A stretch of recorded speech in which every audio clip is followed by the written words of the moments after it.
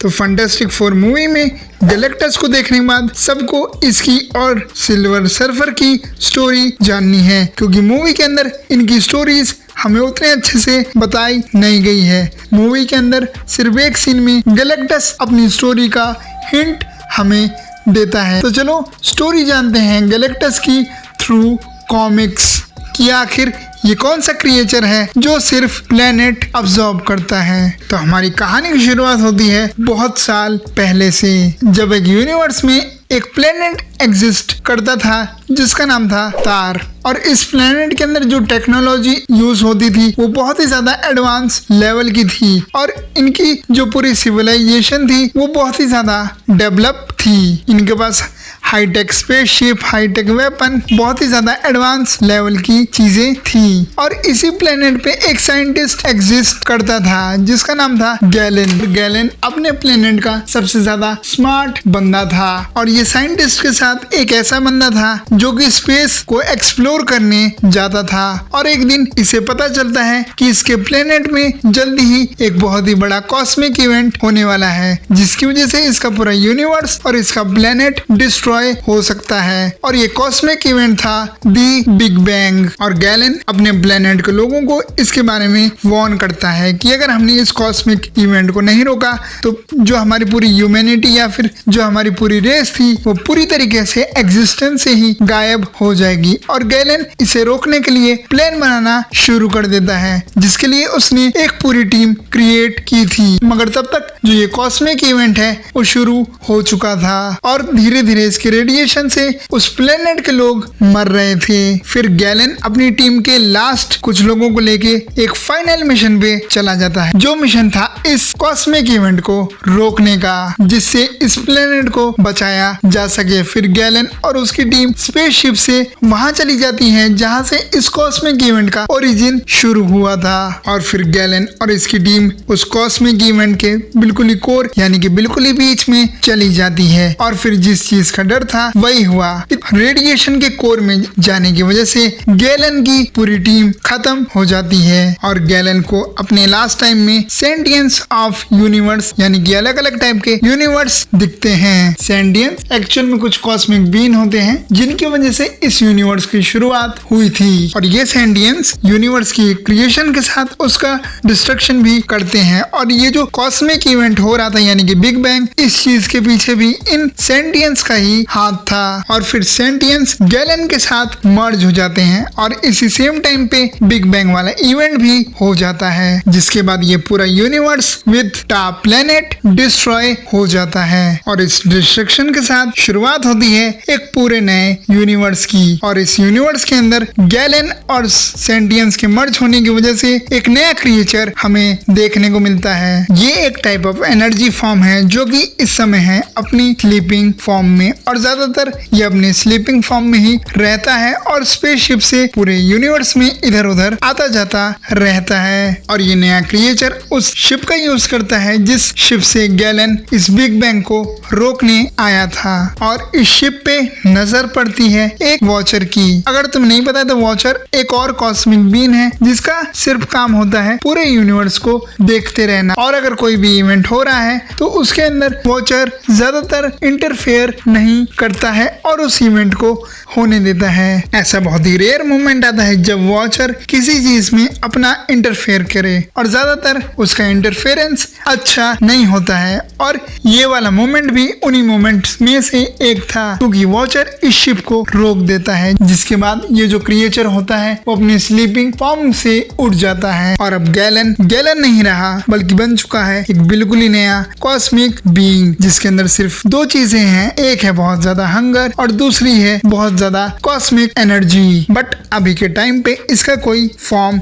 नहीं है, और उठते ही ये कॉस्मिक बीइंग अपने आप को एक फॉर्म देने लगता है, यानी कि एक बॉडी देने लगता है। और जिस शिप में ये अभी तक इधर उधर घूम रहा था और सो रहा था, ये उसी शिप से एक तरीके का शेल बनाता है। इस चीज को देख के वॉचर को ये आइडिया लग जाता है कि उसने इस शिप को रोक के बहुत ही ज्यादा बड़ी गलती कर दी है, और आगे जाके ये वाली क्रिएशन सिचुएशन कारण बनेगी पूरे यूनिवर्स के डिस्ट्रक्शन का। जिसके बाद ये नया क्रिएचर बहुत सालों तक ऐसे ही यूनिवर्स में ट्रेवल करता रहता है और इधर उधर भटकता रहता है विथ हिज शेल। उसका जो शेल होता है वो बहुत सारे लाइट ईयर के बाद एक प्लेनेट पे आके रुकता है, जिस प्लेनेट का नाम होता है आर्कोपिया।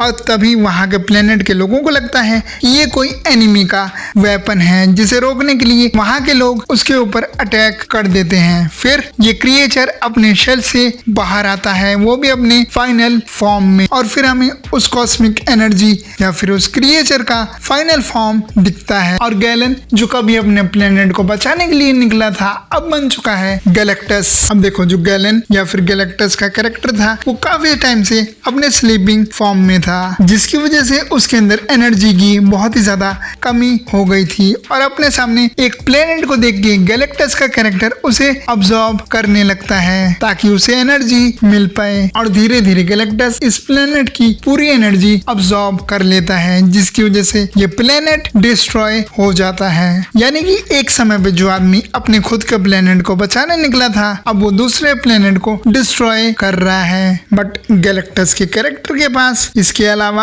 और कोई रास्ता नहीं है। अब वो एक ऐसा क्रिएचर बन चुका है जिसके पास है बहुत ही ज्यादा भूख, और वो अपनी भूख को मिटाने के लिए ही दूसरे प्लेनेट को अब्सॉर्ब करता है। मगर चाहे वो कितने भी प्लेनेट को कंज्यूम कर ले, गैलेक्टस की भूख अब कभी शांत नहीं होगी। और ऐसे ही धीरे धीरे गैलेक्टस हजारों प्लेनेट को कंज्यूम करता रहता है, जिसके बाद वो अपने शेल के बचे हुए टुकड़ों से एक नया शिप बनाता है अपने लिए, और इस शिप का नाम रखता है अपने प्लेनेट को ट्रिब्यूट देते हुए, और इस शिप का नाम था टा-2। ऐसे ही काफी ज्यादा प्लेनेट को कंज्यूम करते करते गैलेक्टस एक बार पहुंचता है एक ऐसे प्लेनेट पे जहाँ पे लिविंग बीइंग रहते थे, और इस प्लेनेट का नाम होता है ज़ेल्ला। और किसी भी प्लेनेट पे लिविंग बीइंग का रहना मतलब गैलेक्टस के लिए और भी ज्यादा एनर्जी। इसी प्लेनेट पे रहता है एक कैरेक्टर जिसका नाम होता है नोरिन रेड, जो कि गैलेक्टस से कहता है क्या तुम सिर्फ अपनी भूख मिटाने के लिए इतने सारे लोगों की जान ले लोगे और इस प्लेनेट को डिस्ट्रॉय कर दोगे। जिसके जवाब में गैलेक्टस कहता है वो एक्चुअल में ऐसा नहीं करना चाहता, बट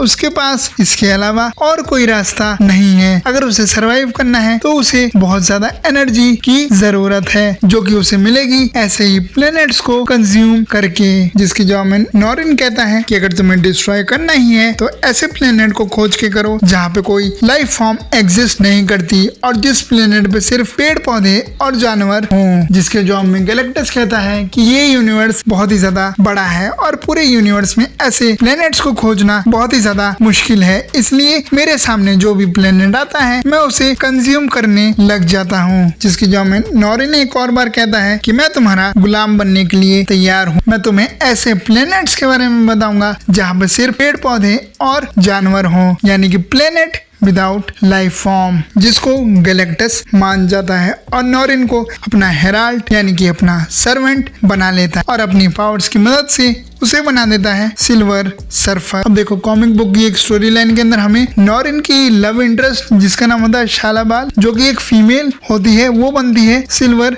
सर्फर। और इस फैंटास्टिक फोर मूवी में भी हमें वही कैरेक्टर देखने को मिली है।